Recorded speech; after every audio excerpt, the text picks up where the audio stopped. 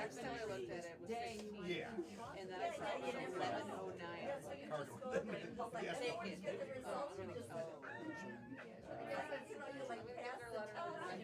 No, I caught it in Wisconsin from an asymptomatic guy on my dog sledding trip. And we all got tested before our week. Sure wasn't for one of the dogs. You got it sled. They can get it too. I know cats can, dogs can. Maybe he caught it from the dogs, I don't know. But the one meal we ate out, we had all our meals delivered to our cabins, we didn't see each other. And the one meal, my roommate and I were sitting next to him. So I tested negative on the rapid test. I still felt bad, got PCR test, yep, there's that positive on the 6th day. When was that?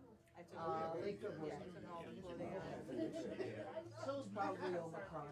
It was mild, and I consider it my fourth And you're shot. vaccinated, so. I will, but not until fall. I know friends who've gotten it already, but I don't feel it.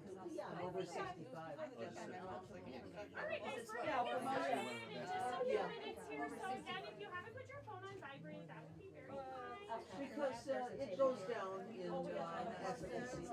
Oh, right. Okay, very fun. I know. There's one there.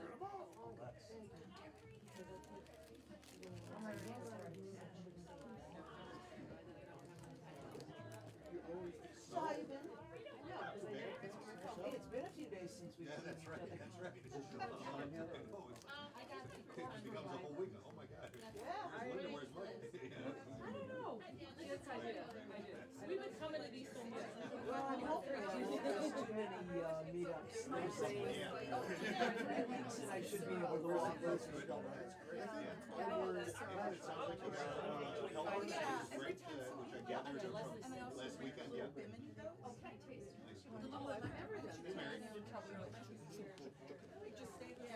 You don't know me.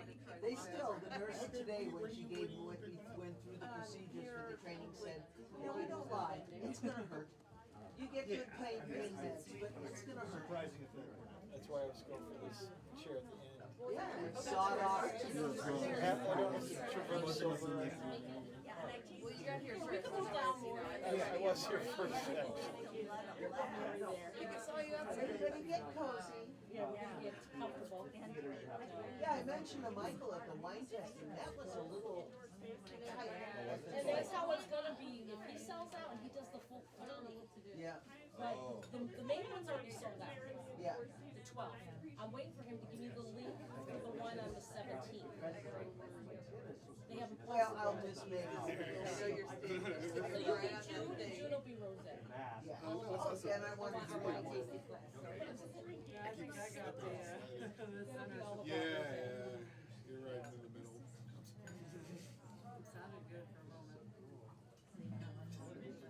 He has to go, and he's doing some other activities. It's gonna be hard to get people to come to wine tasting. I always have a hard time in the summer.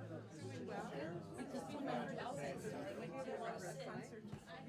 And then what am I doing? So the rosé one, and then after the rosé one, they kind of. 1, 2, 3, 4, 5. July and August, September are kind of hard. Then October, everybody wants to go to Yeah, I'm busy taking walk pictures.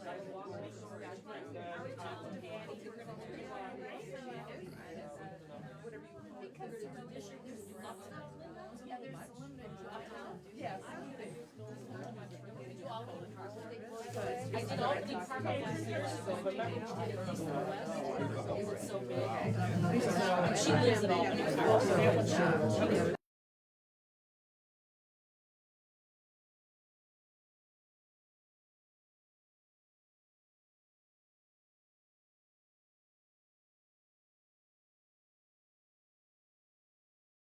The 66 trail in Rochester. And I gotta get up, the last week we went to Fitness Center, but last week the lady was in and she specializes in it's nothing. Well, I won't have to poop out early if this gets started. So I had to like go to the Google Play Store and find the Park Chicago app. Hello everyone. Hello, Kat. How's it going? Hello to everyone watching online. Hello to everyone I'm going to stall in front of while I wait for the final few people to collect their beverages. Hi, Alice. Thank you guys for being here. If you're here in person, thanks for getting vaccinated and wearing masks and sticking with us for this entire series. It's been really nice to be back in person doing stuff in real life. So we really appreciated you guys being here. Oh boy, music just cut out. That was perfect timing. For those of you who may be first timers, who here today has never been to one of our events before? Oh, hello, welcome. We're very nice, I promise. We're very nice. My name is Patty. I'm the founder and executive director of Chicago for Chicagoans. We have been a tiny little nonprofit organization since 2016. All of our programming is offered to the public on a pay-what-you-can basis, which means if you're feeling a little bit flush tonight, we have a donation jar in the back. You can donate online on our website, chicagoforchicagoans.org/donate. Or you could just leave us a really nice review online. That's also nice too. But we, do encourage that for anyone who can afford to do so. Our organization from day one has been very passionate about making sure everybody has equitable access to learn about the history of their own city, regardless of their ability to pay. So we appreciate your support. Speaking of supporting us, this is our final lecture series of the 2022 season. We will be back doing more awesome lectures when it's cold again, because it's getting nice out. We don't like to do too much indoors when it's nice out. We're actually going to be transitioning into our summer programming. So, excited claps. We'll be posting a big long roster of walking tours and scavenger hunts this summer. We're just working out those details. We should have the first ones going in about May. So keep an eye out on our website, chicagoforchicagoans.org. And keep an eye out for our neighborhood walking tours. It's going to be the first year we've been able to do walking tours in several years, so we're really, really excited to be back. Yay! Yeah. And we're, here to help you guys explore your city and learn something new about a place that you live in all the time. But let's be real, we all go from work, home, school, grocery store, home, work, school, so it's a good way to kind of get outside of your little area of the city and see a new part of Chicago. I've been doing this for 6 years, and there are still parts of Chicago I go to and go, what the fuck is this? What? Ew, where has this been? So it's a good way to get out and see the city. A couple events we have coming up. I just want to name drop here while I continue to stall for a little bit more time. May the 4th, be with you. We are having a fundraiser. Did I mention we're an all-volunteer nonprofit? Yes. We don't have fancy donors, guys. We don't have the Pritzkers funding us yet. So micro donations are how we get by and pay for our website and pay all of our speakers and do all of the numerous forms and paperwork that is required of small organizations. So if you are around May the 4th, be with you. It's a Wednesday. We will be at Trader Todd's, just on the street here from room 13. We're going to be doing Chicago trivia. You guys are all huge nerds about Chicago. That's why you are here. So come test your skills. See how well you do. There's going to be an open bar from 7 to 9. There will be pizza that is also there because of the open bar. We will have awesome t-shirts. I picked the t-shirts up tomorrow. They're very exciting. One has a sexual reference to Daniel Burnham. The other one has a bunch of famous people who have insulted Chicago throughout history. We have printed their quotes on a shirt because Chicagoans love to be like, yeah, so what? Whatever. We're the type of city that would print a 1-star review on a shirt, so we did.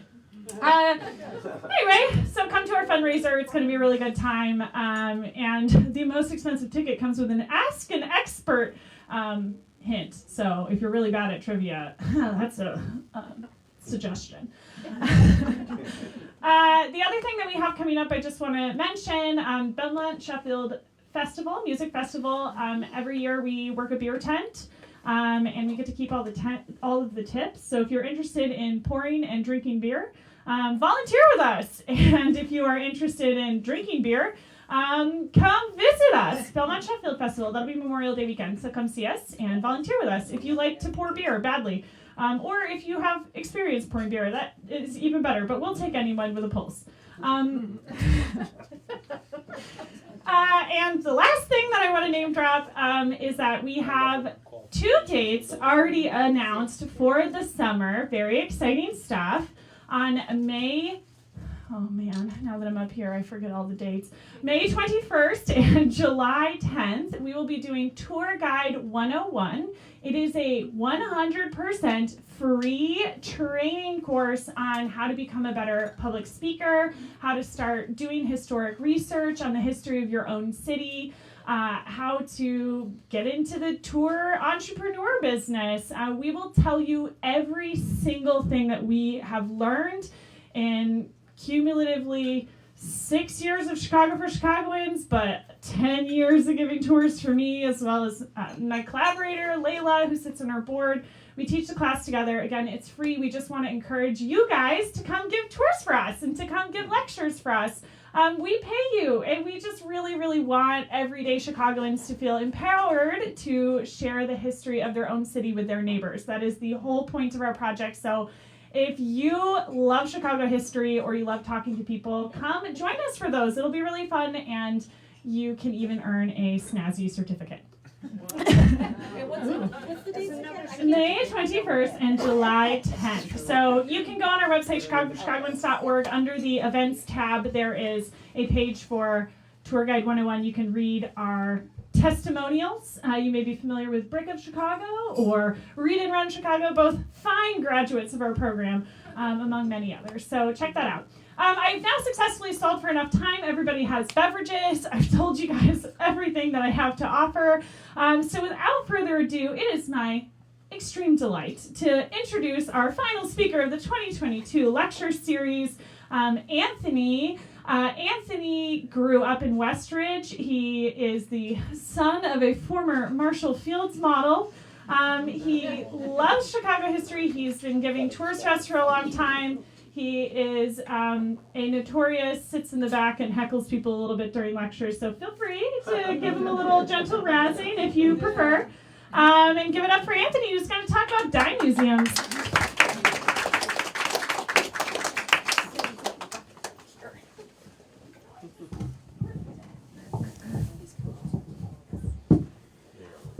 Can everyone hear me?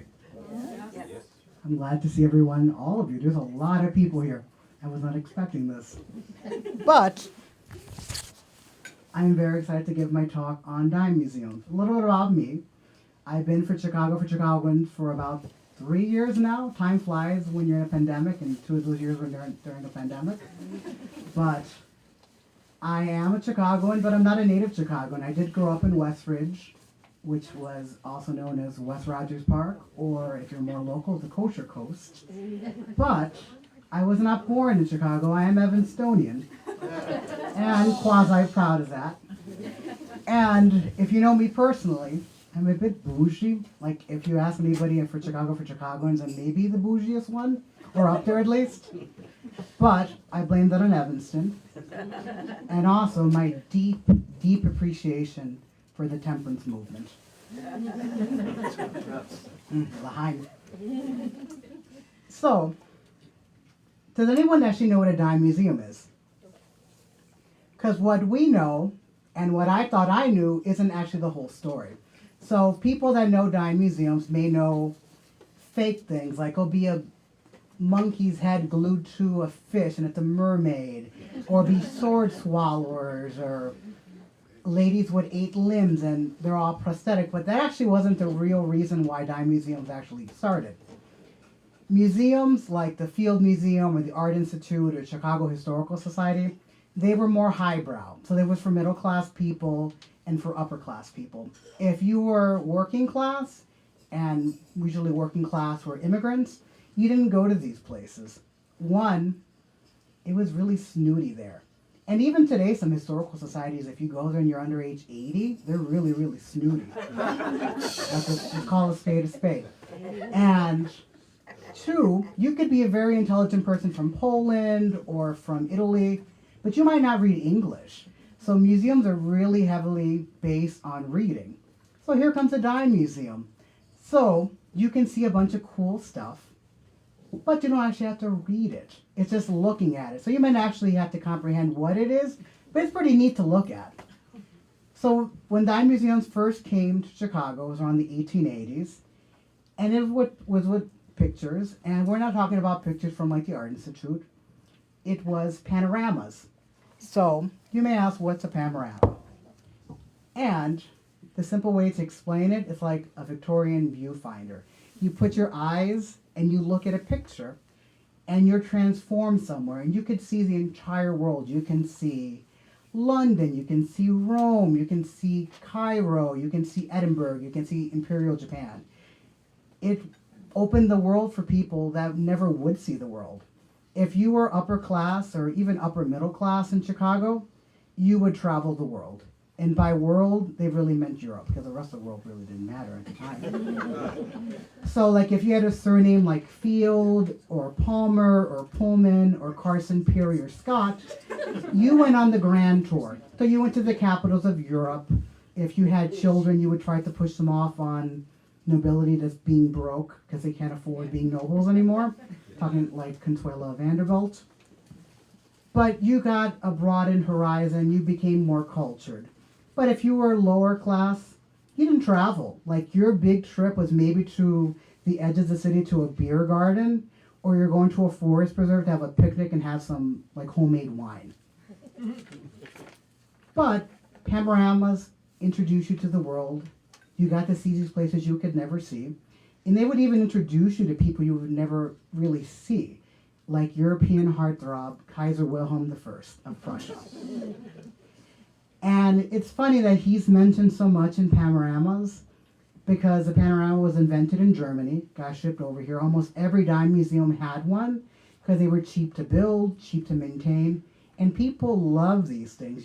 We look back in retrospect like it's just looking at a picture and a binocular, but people ate this shit up like no tomorrow. People love seeing these places because they would never be able to see it otherwise. And in America, we had the heyday of the panoramas for about 15 years. We have short attention spans. Europeans are a little bit more sophisticated because they're more based on history. Panoramas were big in Germany until 1940. And the packet you have, where you have some wonderfully artistic portraits, you can see the panorama in Berlin. It's the Kaiser panorama, and it's still actually functioning, and people still actually come to see it. But just because we were tired of panoramas doesn't mean we're tired of pictures. People were asking, well, pictures are fun, but can they do something?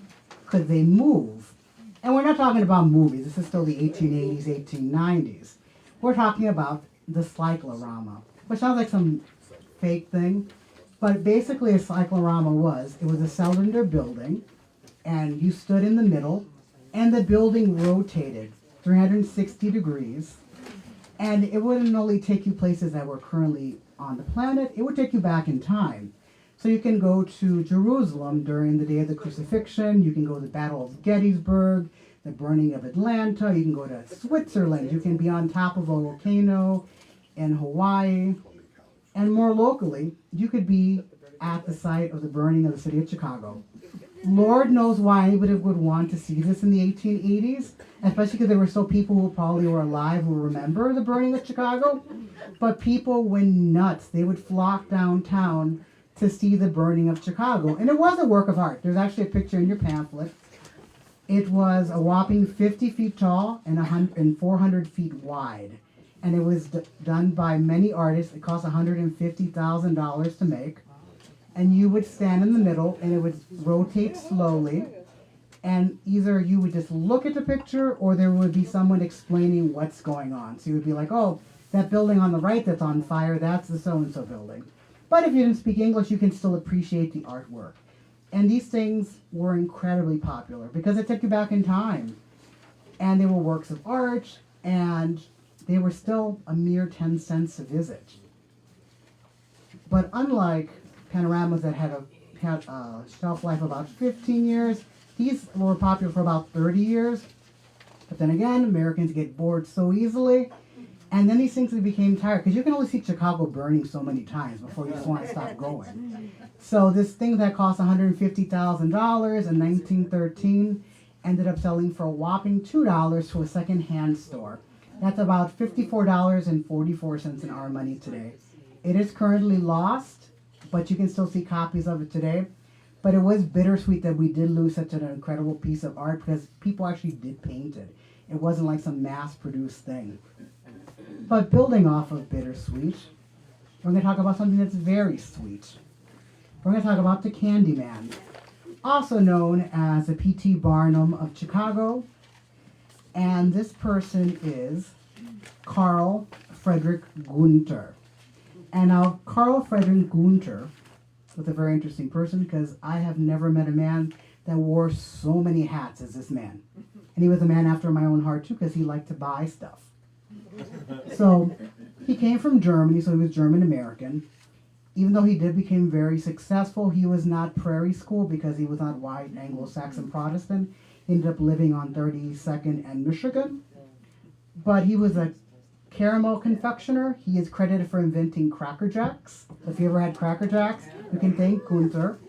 And if you ever happen to be on the corner of Devon and Ridge in West Ridge, there is a cemetery there behind a church, and that was where the Cracker Jack Kid is buried.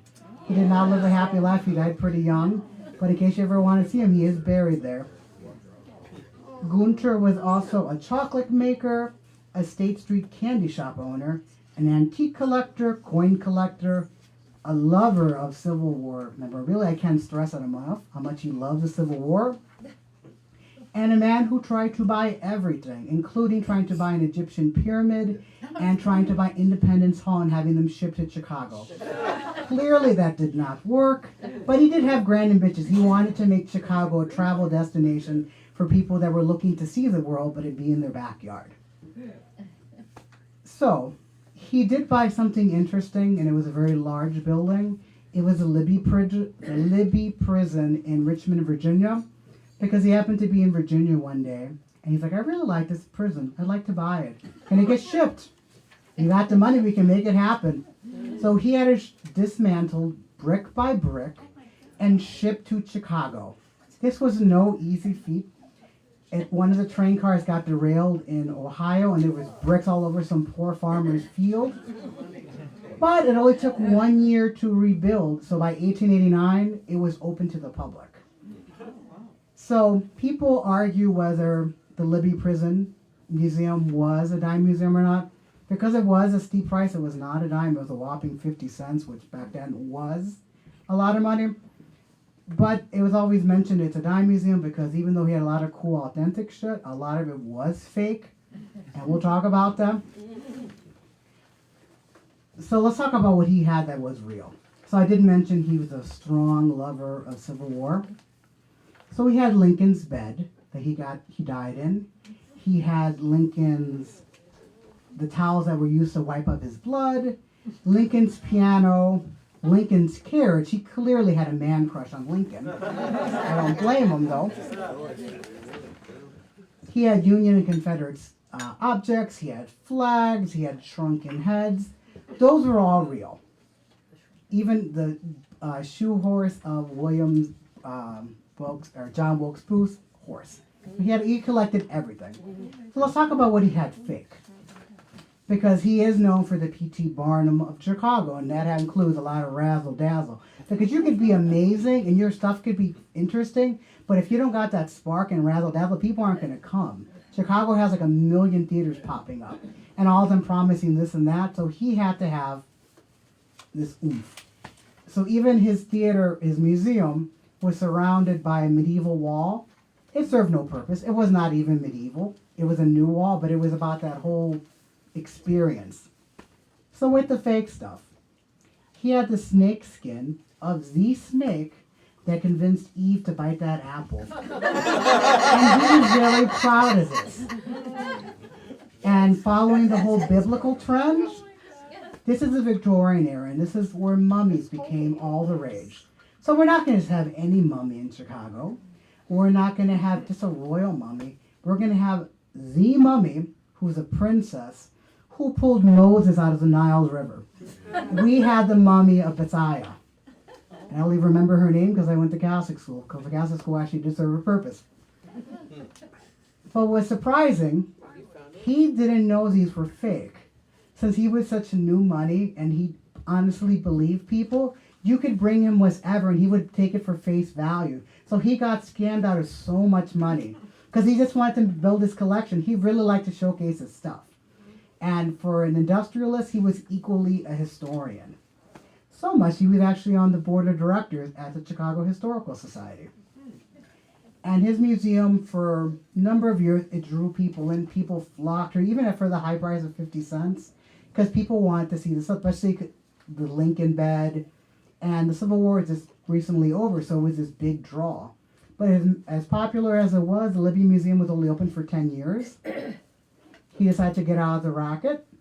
The museum itself that he had dismantled from Virginia was dismantled again. Part of it went to the Chicago Historical Society, and the rest went to building a convention center, the Chicago Coliseum, which he owned because he liked to have his iron in many, many fires. So then came the real question, what happens to all this stuff? Because he had this wide collection.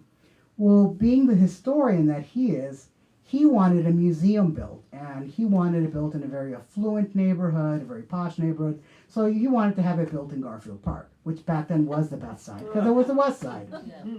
And he wanted it built in the actual park. But that's a no-no, because you can't build a museum or any building in a public park, on public land. So the idea just sat, his stuff lingered in storage. And then he ended up dying in 1920 at the ripe age of 83. And people are still debating what's going to happen to all his stuff. Well, here comes swooping in the Chicago Historical Society, who's too eager to take his stuff from his estate. So they collect all his stuff. But because they're a tiny bit shady, they pay them considerably a lot less than they promised him when he was alive. So his estate did sell it off, but not for the original price that was advertised to them.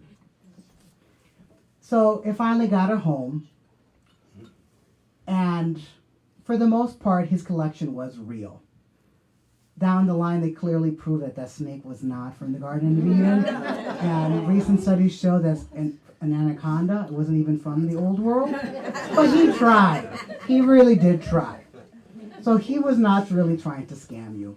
If you wanted to get scammed, you would go to the Kings of the Dime Museum of Chicago, the one that have no problem lying to you, but they're entertaining you, so it's all good. Here you would go to Colin Middleton's Dime Museum. And everything you think of a dime museum, the flashy, the fake, the entertainment, it was Colin Middleton. They built off this. So they came to Chicago in 1882, and they realized, well, Chicago has some legit museums, some quasi-legit museums. We need something even lower. So they opened up the Colin Middleton Museum, and it was located on Madison and Halsted. So you may think, oh, that's a West Loop, that's pretty posh. That was not a nice area back then. And as a lifeline Chicagoan, I can tell you, the West Loop has grown considerably, because now I think it goes all the way to Ashland now, but I digress. But when he opened up, and they opened up in this neighborhood, it was a neighborhood of crowded row houses, crowded tenements, lowbrow bars. If anybody's intellectual out here and actually likes to crack open a book, if you ever read the book Sister Carrie, when she first came to Chicago and she had to live with her sister in a bad neighborhood, it was in this neighborhood. This was not a neighborhood you came and like, oh, I'm going to invest and settle down and make roots here. Like, no, the minute you became a little bit more fluent, you left and you never looked back. This was, even in Sister Carrie mentions, a neighborhood of laborers and petty clerks. And Colin Middleton knew this. So when other museums were opening in the Loop or in the South Loop, like, why are we going to make people come there when we can open a museum right where they live? I bet you they'll come. And they came in droves because they had nothing better to do. They have like 10-hour days, and they're living like in these squalor conditions, and people flock to these things. because in their day of working in a sweatshop, they're not seeing anything interesting. But you can see at Cole and Middleton things such as exotic birds, monkey performances, tattooed people, because they weren't common back then. You can see bathing beauties in those sexy outfits that show off your ankles. They had freak shows, they had Balinese dancers, international bands, jugglers, little people. You can come in for a variety show, a comedy show. They had minstrel shows. My personal favorite, roosters that were playing in an orchestra. They had sword swallowers. And there was a mix of entertainers. That some of them had long runs. Some of them had their 15 minutes of fame and then they kind of got lost through the ages. But since business was booming so much, they figured we should open up other locations. So not only in Chicagoland, but they opened up branches and across the country because people pay. So they opened up ones like in Milwaukee and in Louisville and like in the Mistake on the Lake, Cleveland, Ohio. They were open to going anywhere. And even locally, it's like, well, Chicago is huge. We have a huge working class population. Let's open up another location. So they would open eventually 2 more, one on Clark and Madison and one in the state of Van Buren. So if you know anything about the history of Clark Street in Chicago, it was not a nice street. It was a street of pawn shops and women of ill repute and boarding houses. Even on the north side when Wrigley Field was built, the entrance is on Clark Street, but they claim that Addison dressed like nobody's business. But you do not want to claim Clark Street. Now it's a very different story, but back then, Clark was an avenue of people that were pretty lowbrow, and Cole and Middleton knew this. These were their clients. And then eventually, they moved to their biggest, loudest, craziest location on State and Van Buren. So now you're thinking, okay, they're on State Street now. And pardon my French, that's a fucking great street. Well, if you know anything about loop history, anything south of Van Buren was Skid Row.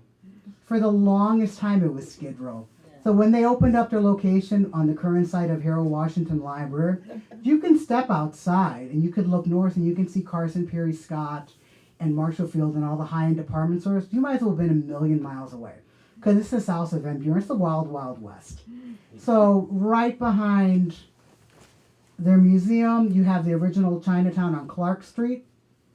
A couple blocks from there, you have the original Levy District on Custom House Place where you find all the brothels and rooming houses and pawn shops and even more women of ill repute than you find on Clark Street. And it was just a sketchy part of the city that was constantly sketchy. Like in 1900, there was a very exclusive and fancy department store that many people don't know about named Siegel Cooper and Company. Across the street from where Cole and Middleton was, it was a competitor of Marshall Field's. They could not turn the neighborhood around. In the 1930s, wholesome as fuck, Sears Roebuck and Company moved to that site. They weren't able to turn the neighborhood around. It was always riff-raffy. And even today, some people are like, I don't like going south of Van Buren. And you might see riff-raff down there because I hang around down there. And here's a shameless plug. If you happen to ever be down there, I recommend you go to Skyride Cocktail Lounge. It's one of the last dive bars in the Loop. It's a gem of a building. And it's a dying breed. And you can go for 1 cocktail or go for 8. You know, you do you. And as we learned in Catholic school, the good Lord turned water into wine, not into punch. Gin will make you sin, and rum will make you do something that I can't say on camera. So use your imagination. But back to the museum. So the museum was louder and boisterous than their predecessors. It had multiple theaters.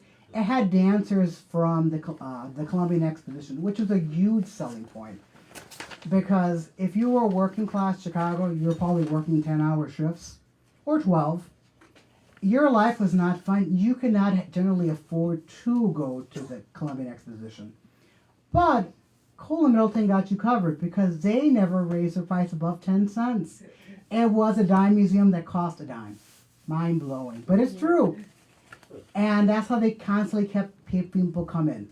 they can offer like the Colombian experience without the price. So you got to see dancers. They would bring famous shows. Some of these people end up becoming a lot more famous. Some of them really had their 15 minutes of fame, and then they would end up being a waiter again as soon as it was done. So like they really, depending on the artist, if they were amazing, they made it. If not, they forgot about them, which is sad. But let's talk about some of the ones that have made it.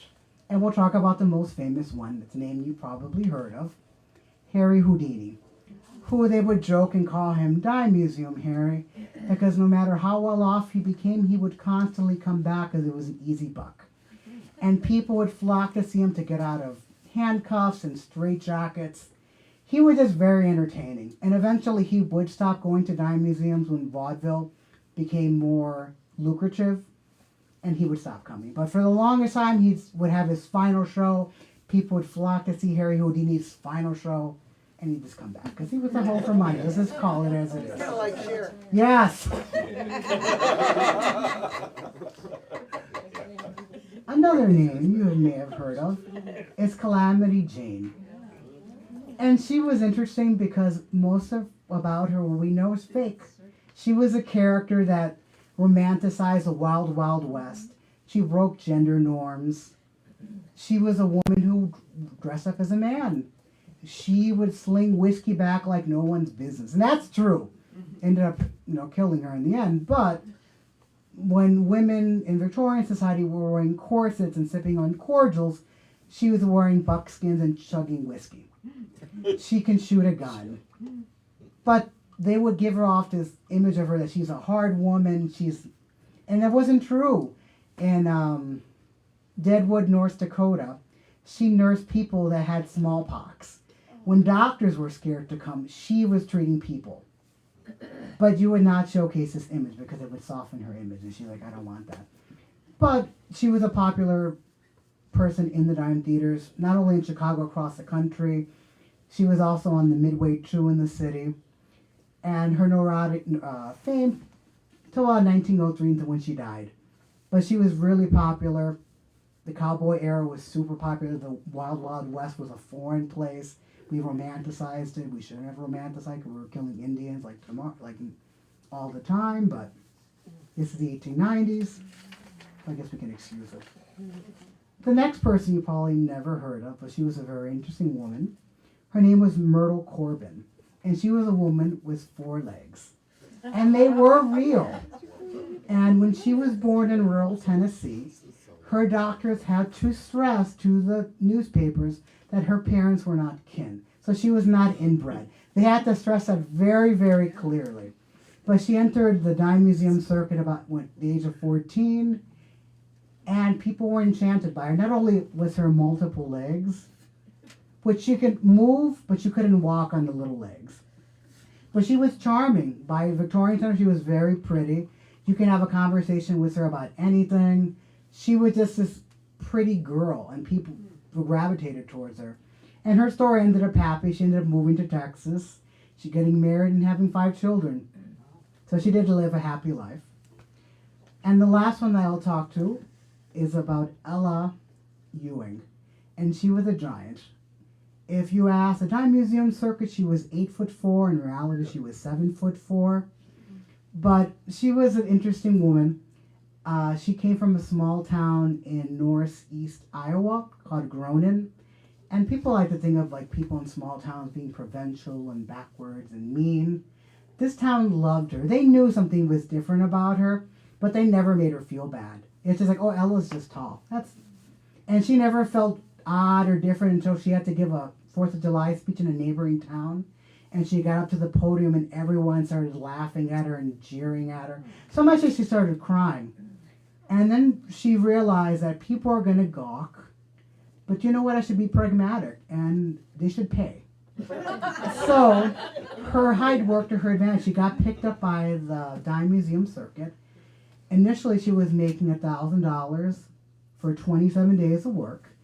27 days because being the staunch Baptist, she refused to work on the Sabbath. But people would just come to look at her. And eventually, towards the end, she was making $5,000 for every think it's 7 or 8 months. And she was super popular in circuit. She worked circuit for a number of years. With her money, she ended up building a custom-sized house so she can have like a cabinet she can reach. And she lived to the age of about 40 when she died of TB. But her story was kind of bittersweet. They ended up naming a park for her in Missouri. And her town still remembers her as a gentle giant. She wasn't this freak to them. It was this Ella. So I think that's an interesting aspect that later on, as dime museums are starting to die, how it's going to branch off between freak show and vaudeville. But people usually think of the freak show aspect as being demeaning, but so many people that were different looking wanted to get picked up because this was a job. And even better if you got picked up by a circus, because a circus will take you around the country.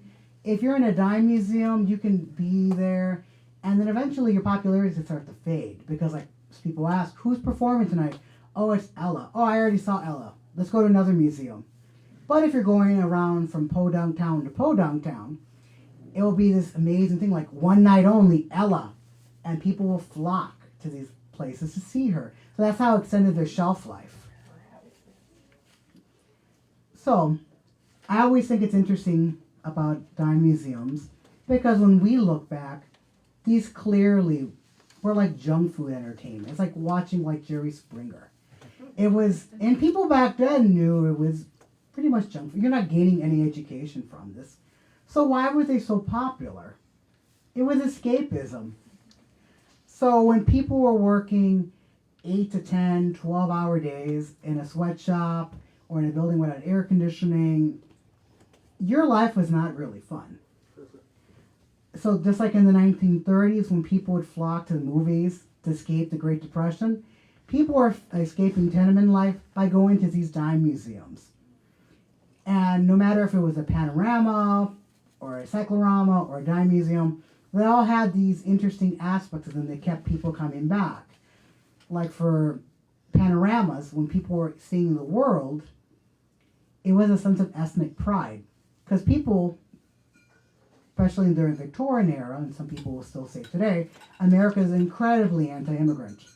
If you were Italian or Greek or any Southern European or Eastern European, your culture was not celebrated in Victorian Chicago or anywhere in the Victorian era. The reason you came to this country is because your country must have been horrible. But you can see pictures of your country. You can show to your kids, we had culture too.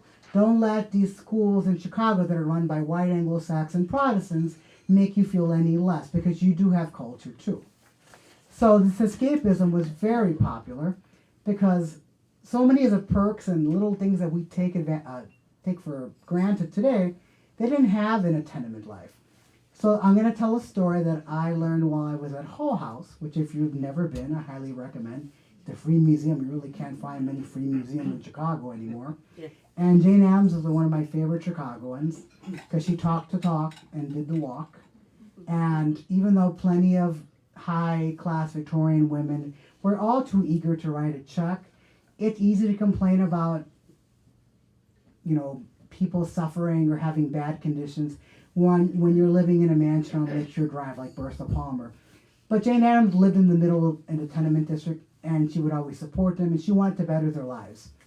So when she would host meetings, they would always be separated initially by gender, and more importantly by ethnic group. Because you could never mix an Italian, a Greek, and a German. No, we're just going to fight. So, thank you. I didn't even finish my first one. I don't want to be slurring, so that's why I'm pacing myself. Yeah. So when she would be hosting a meeting, she was going to host one for Italian women. And she asked one of the women, hey, can you come in early to help me set up for the meeting? Oh, of course, Miss Addams. So the day of the meeting, Jane goes to a local florist to buy a dozen roses. And then she gets to the meeting hall, she's putting them in a vase, and her woman helper walks into the door, and her jaw drops and she starts to cry. And then Jane's like, what's the matter? Well, Miss Addams, I've been in America for so many years, and I haven't seen roses since I left Italy. I didn't think it could even grow here. That's how sad their existence. When something as simple as a flower You could not see. What was even sadder, that florist was a couple blocks from that woman's house. It was not in the Italian section of the West Side, so she never got to go there. Especially for women living in the tenements, your life was basically home, sweatshop, church. Or if it was just, if your husband made enough money, it was home because you had like 6 children and church. So we look back in Dime Museum like, why did people waste their time? Because they had nothing better to do. This is like that one spark in their life where they could laugh because there's really nothing else to laugh at in their life. And this is why dime museums remain popular for about 40 years. But even them, they ended up not being entertaining anymore. And there were a number of reasons why they started to fade.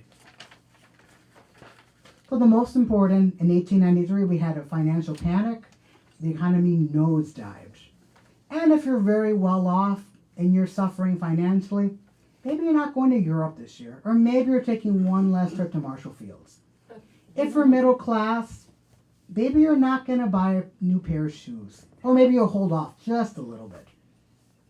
But if you're poor and you start getting hiccups in your finances, that means eviction. That means you're not eating. So they started watching their pennies even more and stopped going to the dime museum, which created a domino effect because if you're not getting revenue coming into your museum, you can't get high-class acts anymore, entertaining acts.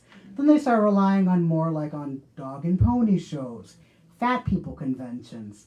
I mean, who doesn't like some thick people, but you can only see that so many times. So people just stopped coming, and then the entertainment kept getting worse and worse. And then surprisingly, the law changed. In 1899, freak shows were made illegal. This got overturned a year later, but it left a bad taste in people's mouths. I mean, people started realizing, like, maybe it is mean to look at people and judge them or heckle them. So the freak show component of the dime museum really started losing momentum after that point. And there was also changing taste. This is now we're in the late Victorian era or in the 1900s. And there's new entertainment you can do, and entertainment that was not accessible to working class, now it is. Like billiards, like pool halls started popping up everywhere. What started off as a Victorian parlor game for women, men started playing it. And no matter what social level you were, you could be at the fanciest hotel downtown or the diviest bar. You can play pool, or there were pool competitions. And if you're good at betting, you can bet on it and make some money. You couldn't do that at the dime museum. You'd also see the rise of baseball. It was conveniently located by public transportation. You can get a cheap seat. And if you're good at betting, you can make money off that. It was all about money here. We also have amusement parks. Across the city, amusement parks started popping up, like Sanssouci, the White City. It was a cheap ticket. You could ride roller coasters. A little bit more family friendly than the dime museums. Equally fun. And they were starting to become more popular because kids wanted to go. You're not going to drag your kids to a dime museum if they don't want to go anymore. So people started gravitating towards these amusement parks. Also, vaudeville started booming at this time. So if you ever went to like a small town in the Midwest, or even across the country, and you saw usually downtown a building called the Opera House, you may think, wow, this little town had opera. No. An opera house is basically a community theater. In even areas in Chicago that were formerly suburbs that got annexed, you would find an opera house or a community theater. Offhand, like I know in Blue Island, Illinois, they have an opera house. In suburban Woodstock, they have an opera house that lured Jane Addams and Leo Tolstoy to talk out there. And you could see anything in a vaudeville house. So you can see comedy, you can see dramatics, you could go to an informational lecture. It was the whole experience under one roof. And they were everywhere. So you didn't have to go to the inner city neighborhoods anymore. It was right down the street. So they really started cutting in at the dime museum's revenue because how they would eventually be located in the neighborhoods where middle class people were moving, all these vaudeville houses. People started flocking there. It's like, I don't really feel like going to the inner city anymore. And lastly, the sport of kings, horse racing. Originally, it was only for the elites of Chicago, but then cheaper horse tracks started popping up, like Hawthorne, and people would flock here. You can bet. you can see the horses, you can be outside, fresh air, and you can make money. So people started gravitating to this stuff. But what really killed the Dime Museum was the 1910s when movies started coming out. The early silent films, that was the final nail in the coffin because they cost basically the same price as a Dime Museum. You can see beautiful stars, you can be in a beautiful building, and you could be transformed. Even though the Dime Museums tried introducing exotic shows, you can see it on the screen. And by the 1920s, there really were no Dime Museums in Chicago. They reached their peak. But the question, did Dime Museums really die? Not really. They did basically evolve and split up. There was a freak show circuit that got picked up by like Barnum and Bailey, the Ringling Brothers, and the vaudeville set. So with the freak shows, this continued for the 30s and the 40s, especially in smaller towns that really had not too much entertainment. People liked them. And people that were odd looking or had deformities, they liked the job security. They were being fed for, they had somewhere to sleep, they can keep the money for themselves, they can send it home if they wanted to. This was a secure job for many years for a lot of people. And if you could retire from the circus, a lot of them took care of you after you left. So it was like a safety net that most jobs didn't offer. And on the other side, it was vaudeville. And vaudeville was basically just a variety show. And eventually it would lead into silent films and movies. But a lot of celebrities that we know today that were in film started in vaudeville. Like Charlie Chaplin, Mae West, Ginger Rogers, Fred Astaire, and Bob Hope. And they credit their being so successful because they already secured an audience in vaudeville. So even though today, when we look back at the Dime Museums, we see it's insane. It's ridiculous. But it was a very important component of Victorian society. It gave people that would never ever travel a glimpse of the world they could never actually physically go to, but just a taste. For people that were different looking or had unique talents, it gave them a career. And for millions and millions of Americans that knew nothing but drudgery and work, it gave them a little bit of entertainment. And with that, I conclude my presentation on the Dime Museum. Thank you very much.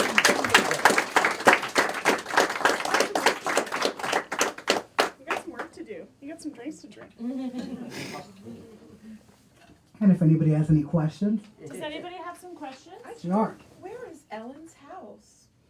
Tall Ellen. I want to say it's in Groningen or in Rainbow Valley. You can't see it. I think it's still standing. So there's definitely a park named after her. I don't know if they actually preserved her house, but I don't know why there's not a statue of her. Like the tallest man in Alton, he has a statue, but I don't think her town has a statue. But they named a park, which is pretty nice. Did she perform or did they just gawk at her? They just gawked at her. And it's funny because she hated being gawked at, but if you're going to make some money off it. So you mentioned about the guy that wanted to, he moved the prison over, took it apart, had it moved. Gunther. Gunther, and he wanted to do with the pyramids as well. He wanted to buy an Egyptian Did he order pyramid. to transport it? Or He to- wanted to transport it, and the Egyptian government was, actually it would have been the British government, was not down with it. And he could not buy the Independence Hall from Philadelphia. Yeah. What happened, you said that the prison was broken into two pieces. One went towards the construction of a building. The other half went where? So when they demolished the Libby prison, part of it went to the Chicago Historical Society because he was a board member, and the other half went to the construction of the Chicago Coliseum. It was an early convention center, like on the south side. Eventually, that was the site of the first ward ball, where you would have like a ball. It was not fancy. People would be like basically pimps and strippers and drag queens. All the people that were very of the Libby district in the city, they would flock to this building. But it was an early convention center because that was one of his projects he owns. So what did the Historical Society do with the building? They incorporated it in part of their building. Oh. So they incorporated part in the building, and I think that's the part of where It's Excalibur. I- It was the old Excalibur building. Now it's Tau nightclub. which one. Oh, it's that building. Yeah, Tau nightclub. That's not the Coliseum was the one the Oh south yeah, side. no, that's where the. Oh yeah. Yes, the one, the nightclub. Correct. is part of that prison? Or Yeah, there's part the material from the the prison. material, just the brickwork. It wasn't even fancy brickwork. It was just wasn't even like the face brickwork. It was just Confederate. Raw stone. Yeah, it was not very pretty brick. Other questions? Saw a lot. Sure. Oh, no, I did have. Who wants to go? Oh, go ahead. Oh, go ahead. Go ahead, Olivia. So the bed that Lincoln may or may not have died on is currently at the Chicago History Museum. Is that from that guy? Yeah, it's his collection. He was on their board of directors. No, it's not. Oh, so that's why it's questionable. Yes. Thank you. No, I was gonna ask where the Chicago History Museum is now, or where it was before, cause I guess it kinda moved. Is that where his dime museum used to be? So you asked where the dime museum was. So where his museum was, it was on 14th and Wabash. Oh, That was the original site. So it was on the south side. okay, so. Where when they demolished it, it went a little bit to the west for the Coliseum construction, for the convention center, and then the other parts went to the historical society, which was in which neighborhood? Is it River North? Yeah. In River North, Okay. before they moved to Lincoln Park. Before the, yeah, okay. So it wasn't on this. Questions? So is there, when people would look through the pictures, that's called the That's a panorama. panorama, is that like, I remember the Viewmaster as That- a child, is that what Yeah, that that's is? basically what it is. And it's simple. Yeah, you would just look in there and it'd be a picture Like of. 3D kind of? Yeah, so you would feel like you're there. So like you would feel like you're in Stockholm or you're in the office of Kaiser Wilhelm, and you felt like it was all encapsulating you. Other questions? Sure, go ahead. Well, I was gonna say, so I'm assuming, we still kinda got some of those freak show kind of places, well, up until recently, like Ripley's Believe It or Not. Is it Yeah. kind of like a descendant of the. Yeah, original? it's like a legacy. It continued on.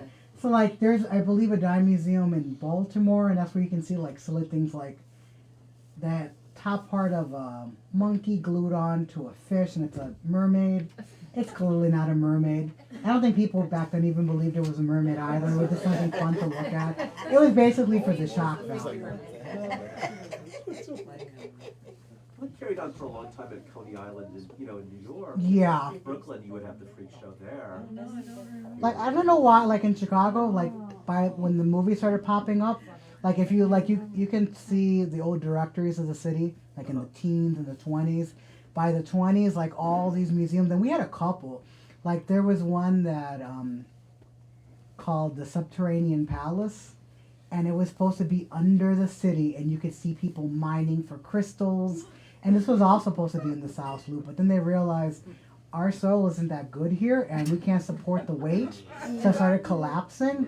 But the South Loop was big on all these gimmicky things, but we never really didn't have a Coney Island here, because even like on the South Lakefront where we had bathing beaches, it was basically just pavilions. It really wasn't the whole shock value. It was really concentrated like in the sketchy parts of the loop.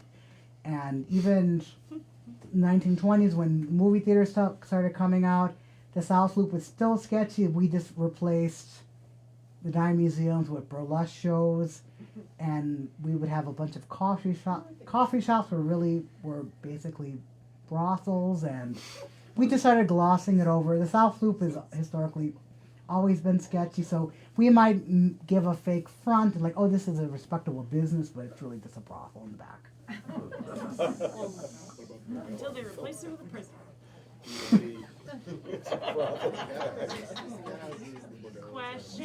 Questions? Go ahead. Are any of the Dime Museum buildings still around? That's a good question. Well, though I know, I'm trying to think. No, they're all gone. Because the last one on Van Buren and State Street, that became the Gem Theater. That's where Harold Washington is now. That burned down in the 70s. Toward the end, they were just showing pornos. This is 1970 State Street. So even the State Street Mall didn't save that area. They would have like all this fancy plantings and new concrete benches, and it was still a theater showing porn in the background. So. How large were these? Like how many seats capacity? Oh, well, it was mostly standing room. So like the one on Van Buren was 3 theaters. So like you can hop around different theaters. Like one theater might have birds, one will have bathing beauties, and one will have a 7-foot woman. So you just kind of lingered around. Like how many seats would they have roughly? I'm guessing that you probably feel like 800 or 1,000 people. Because there would be 3 different theaters, and there was no fire regulations. And also there were no, like, it wasn't like how we think of theater today where you go and sit down and you can just enjoy. It's like, no, you're standing. It's like going to like a concert at the Aragon. It's like you just kind of crammed in. I got a question over here. I have a question about this photograph where the people sit on the outside, like Viewmaster was my Yeah. favorite toy as a kid. How does that work? So you would just look through. So that's the Kaiser panorama, and that's still available. You can still see it in Germany. So you just put your eyes in, and you saw that one picture. So like if you were sitting by the one of Cairo, not the Southern Illinois town. Yeah. And so you can see, or you can see stock, but you would switch chairs. So it would be like playing musical chairs. Like, okay, I'm done. Can I see Stockholm now? Sure, go ahead. And then you go see Stockholm. Okay, thank you. You're welcome. Got a question in the back. Sure. Were these dime museums integrated? No, this is Victorian Chicago. You may see at Black Entertainment, but there were no dime museums for black people. Or if you, because the dime museums were located by the Chinese neighborhood, they weren't for Chinese people either. Any other questions? Any online questions? No, I looked. All right. We'll give it up for Anthony.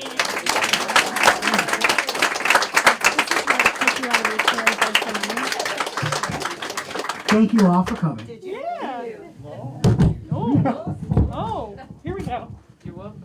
This is the part where I remind you very nicely to give us some money if you have some.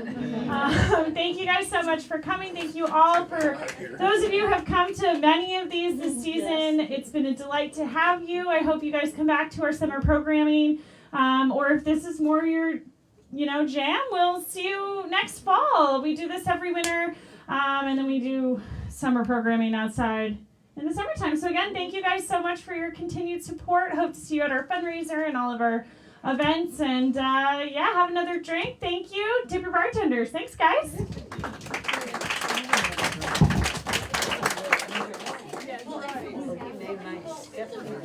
We're bartender. It's